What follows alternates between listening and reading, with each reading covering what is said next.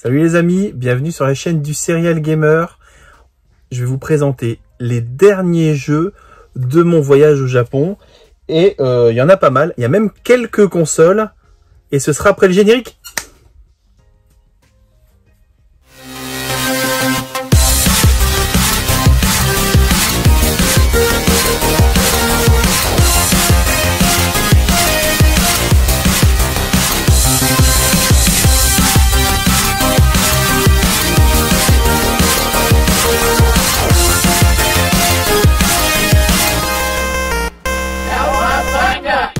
Magie!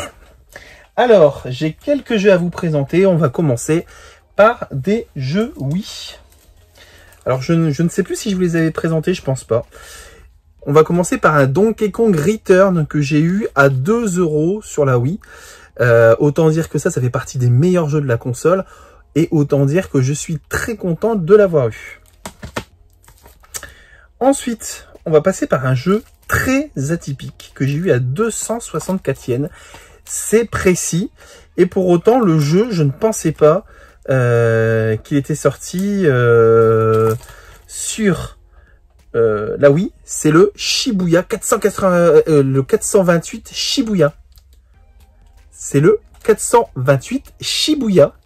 Et donc le jeu en fait se déroule dans le quartier de Shibuya à Tokyo et vous devez mener une enquête, donc prendre différents choix et bon, c'est en japonais mais pour de la curiosité et pour 2 balles ça méritait l'investissement. Après c'est pas compatible avec une Wii européenne, donc il faut que votre Wii soit débloquée ou hackée. C'est vous qui choisissez, mais en tout cas, elle passe sur la mienne. Donc, c'est un jeu à éventuellement essayer ensemble. Ensuite, je vous avais parlé lors de ma vidéo live de Muramasa. Eh ben, j'ai acheté la version japonaise, le Oboro Muramasa, qui est fantastique, hein, même en japonais. Forcément, si vous ne maîtrisez pas la langue japonaise, vous n'allez pas comprendre l'histoire. Mais pour autant, le jeu est à posséder. Et puis pour 4 €, est-ce que je pouvais passer à côté? La réponse est non, évidemment que je ne pouvais pas passer à côté. Le dernier jeu Wii que j'ai pu choper à 2 €, c'est le Wario Land 4 sur la Wii. Autant dire que ça, c'est aussi un excellent jeu de plateforme, que ça peut se jouer en japonais. Et comme je vous l'ai dit, ça ne passe pas sur une Wii européenne. Donc forcément, il va falloir la débloquer pour que vous puissiez le faire. Mais rassurez-vous, ça se débloque assez facilement une Wii maintenant. Alors ensuite, je vous avais dit que c'était le dernier jeu Wii. En fait, pas vraiment. Pas vraiment. C'est un jeu que je vous ai déjà présenté lors d'une précédente vidéo.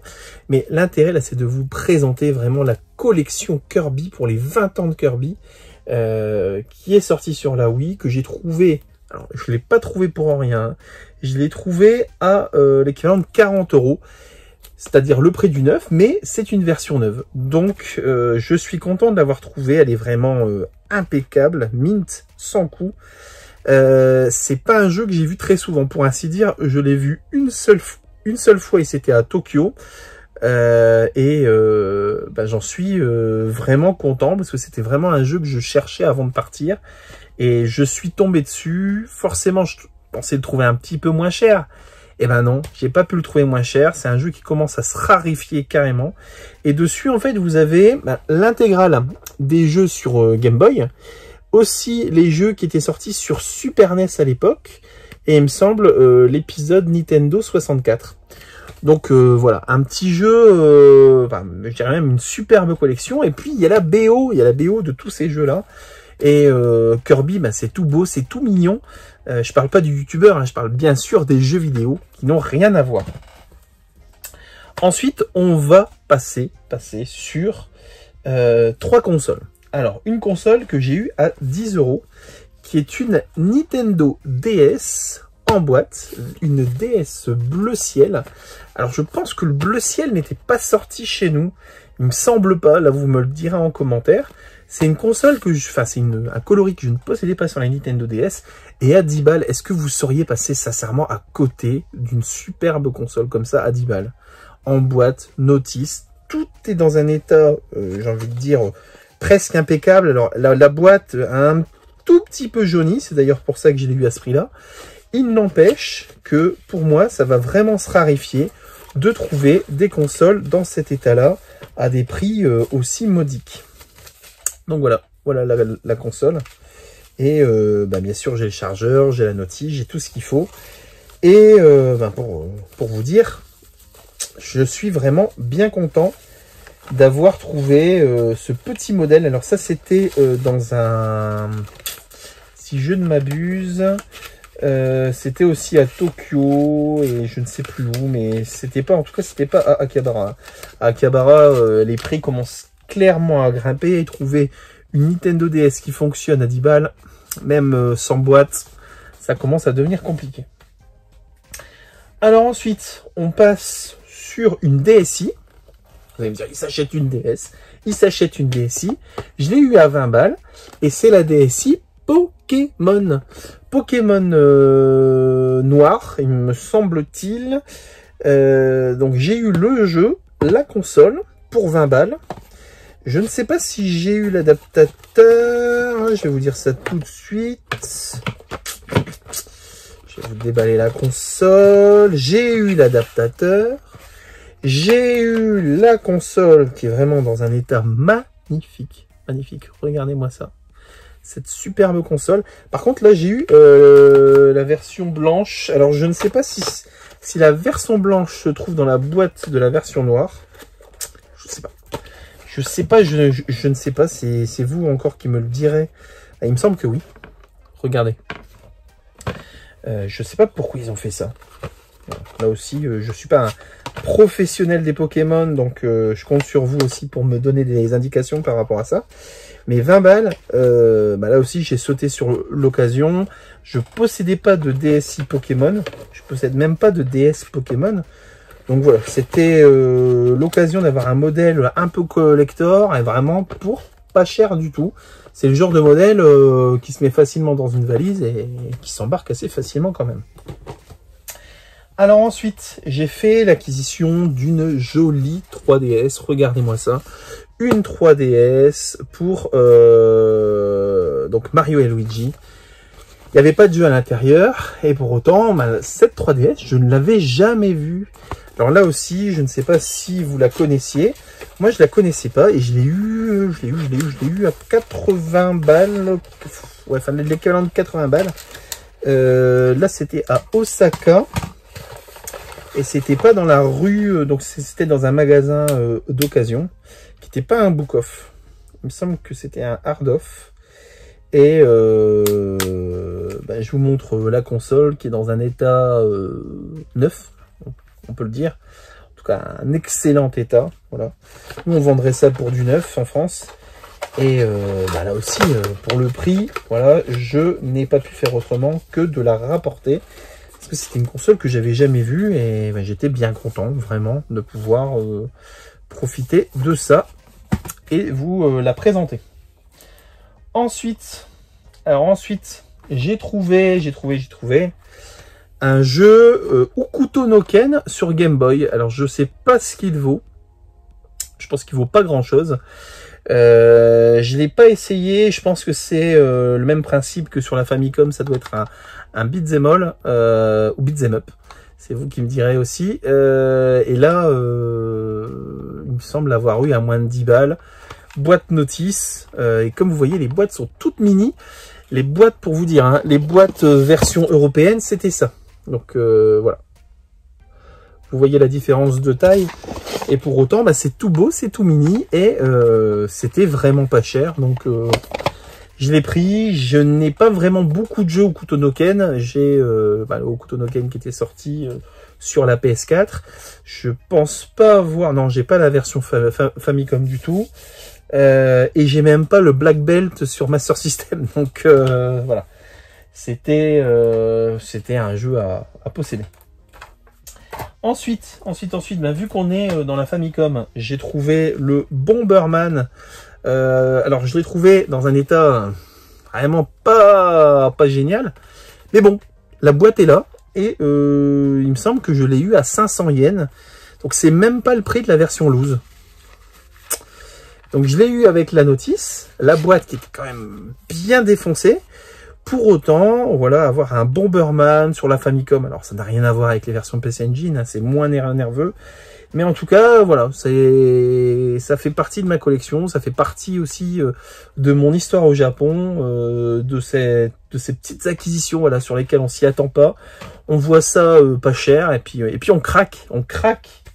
Et j'ai aussi craqué, ben voilà, il y avait une caisse avec un Mario Bros dans un état, ben voilà, c'est le même problème, mais par en dessous. Là, il n'y a pas la notice, et ça, j'ai eu ça à 200 yens. Donc c'était moins cher aussi que la version en loose. Pour autant, la cartouche est nickel. Voilà. La boîte, ben, vous avez vu qu'elle est défoncée, mais la boîte existe. La boîte existe. Et moi, à partir du moment où la boîte existe, eh ben, ça me convient très très bien. Et si, par exemple, la boîte n'existe pas, eh ben, vous avez la possibilité aussi d'acheter des petites boîtes comme ça pour Famicom. C'est des petites boîtes qui permettaient justement de créer des boîtes pour des jeux Famicom en loose. Donc après, ces petites boîtes-là, elles coûtent plus cher que les jeux sans boîte, mais bon, c'est le secret de la collection. Et alors, voilà aussi un jeu que j'ai eu dans le même bac à 500 yens. Donc pourquoi? Parce qu'il y a un peu Sunfade. Bon, forcément, pour un jeu qui a 35 ans, je pense, hein, je dis des bêtises, mais... Ah non, 1991, il n'a pas de 35 ans, il a 29 ans. Mais pour un jeu qui a 29 ans, bon, on lui pardonne, hein, surtout à 500 yens, le Mario Golf, qui est un bon jeu de golf sur la Famicom. Alors, je vous rappelle aussi que la Famicom, c'est la Nintendo japonaise, et que c'est pas compatible, sauf avec un adaptateur, et sauf si vous dézonez votre Nintendo, là aussi... il faudrait que je vous fasse un tuto comment dézoner sa NES. Ensuite, on a un Ghost and Goblin que j'ai eu dans un book-off à 20 €. Donc là aussi, je l'ai eu dans un état plutôt correct pour un jeu Famicom. 20 €, ça me paraissait être un peu moins que la cote. Alors, je connais pas la cote, je pense que c'est aux alentours de 30-40 €. Mais le Ghost and Goblin, c'est le genre de jeu qui fait bien plaisir à voir. Maintenant, ce jeu est excessivement dur. Moi, je le trouve pas forcément hyper maniable, encore moins maniable que la version Super NES, hein, la version Famicom. Il faut s'accrocher. La conversion est pas mal pour autant. Donc, voilà. Un petit jeu sympa que j'ai rentré dans la collection. Et ensuite, le premier Rockman, donc le Rockman 5 que j'entre dans ma collection. Donc il va falloir que je trouve les autres maintenant, puisque il m'en reste 5 à trouver. Pour la Famicom, dans un état très bon, à 17 €. Là aussi, je trouvais que c'était un bon prix pour un jeu forcément fantastique. On me dit que c'est le meilleur Megaman. Pour moi, c'est possible. Voilà. C'est le meilleur Megaman. En tout cas, c'est le meilleur Megaman dans mon cœur, puisque c'est mon premier Rockman sur la Famicom. Comme vous voyez, j'ai encore beaucoup à collectionner. Et ensuite, je vais terminer par le meilleur pour vous. Je sais que vous adorez cette console, par du GameCube. Alors, j'ai trouvé une GameCube en boîte que j'ai déjà rangée et du coup que je ne peux pas vous montrer. La GameCube en boîte, donc c'est une GameCube violette, japonaise. Comme ça, j'ai pas besoin de mettre de freeloader. Et je l'ai eu avec une manette, je l'ai eu à 20 balles. Ce qui est plutôt une bonne opération, puisque maintenant les manettes se revendent à prix d'or. Certaines peuvent se revendre jusqu'à 40, 50, 60, 70 € pour les manettes les plus rares. Et là en plus j'ai une version, alors qui n'était pas la version de base de la manette, c'était une manette avec du violet sur le devant et translucide à l'arrière. Donc il me semble que c'est pas la manette classique de la GameCube, en tout cas pas la manette qui était fournie avec. Et je pense que j'ai fait quand même une bonne petite affaire au Japon, hein, surtout que la console, je vous l'ai dit, mais elle était en boîte, et ça c'est quand même fantastique. Et ensuite j'ai eu le Zelda Wind Waker à 8 balles. Voilà. Je pensais l'avoir dans ma collection. Je sais pas comment ça se fait, mais je ne l'ai plus. Je ne le retrouve plus après le déménagement. Mystère et boule de gomme, est-ce que c'est encore dans un carton? Normalement, je les ai tous faits, mais voilà, je peux pas vous dire. En tout cas, voilà, c'est un jeu qui manquait clairement à ma collection de GameCube japonaise. Donc voilà, un de mes jeux préférés sur GameCube, le Zelda Wind Waker. Ensuite, j'ai eu un grand classique, 5 € en boîte notice, le Mario Kart Double Dash, dans un très bon état. Donc voilà, j'ai sauté dessus parce que les jeux GameCube, ça commence aussi à grimper là-bas. Là aussi, un jeu que j'ai eu à moins de 10 balles, et chez nous, ça cote, mais ça cote a explosé, alors que le jeu, ça doit être un personnage phare. Le jeu casse pas 3 pattes et un canard. Hein. C'est le Kirby Air Ride. Et à 10 balles, avec la notice, la boîte, la notice, ça fait clairement le taf. Donc je suis content de le rentrer dans la collection. Et ensuite, un jeu pour terminer ce compte rendu d'achat japonais.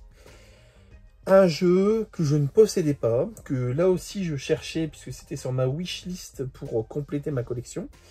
Et c'est le Donkey Konga 3 qui n'est jamais sorti chez nous, que j'ai eu, comme vous voyez, pas cher, à 4 €. Donc autant dire que ça fait bien plaisir de trouver des jeux quand vous allez comme ça au Japon, de trouver des jeux qui sont sur votre wishlist. Alors moi, je vous conseille pas forcément de faire une wishlist parce que ça vous oblige à trouver des jeux que vous n'allez pas forcément trouver, ou alors si vous les trouvez pas forcément au prix adéquat. Donc pour moi, voilà, vous partez avec quelques idées en tête, vous vous dites, voilà, je vais me lancer dans une collection, je sais pas moi, sur Neo Geo Pocket, sur Game Boy, etc. Et vous prenez ce que vous trouvez à bon prix. Vous ne vous obligez pas à acheter le jeu que vous voulez, par exemple. Juste un petit exemple. Je voulais acheter le Go-Go Hackman 1 et le Go-Go Hackman 3. Parce que j'ai le Go-Go Hackman 2. C'est un jeu que j'adore sur Super Famicom. Et je voulais absolument le trouver en boîte et notice. Je suis allé partout. Je ne l'ai pas trouvé. Je l'ai seulement trouvé au Super Potato. Alors à un prix, je crois qu'il est à 120 balles le premier. 150 balles le troisième.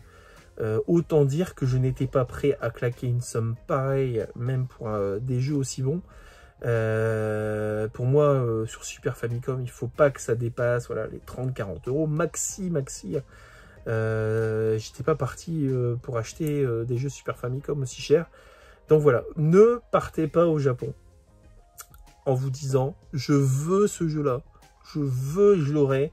Ça a été mon cas quand même pour Samurai Shodown 4 et j'ai eu de la chance, je l'ai trouvé à un excellent prix, 150 € de moins qu'en France. Donc autant dire que n'écoutez pas forcément ce que je dis, partez quand même avec des titres en tête, mais ne dites pas voilà, je suis au Japon, je vais me faire plaisir, je vais claquer, parce que parfois c'est moins cher sur internet que dans les boutiques japonaises, surtout à Tokyo.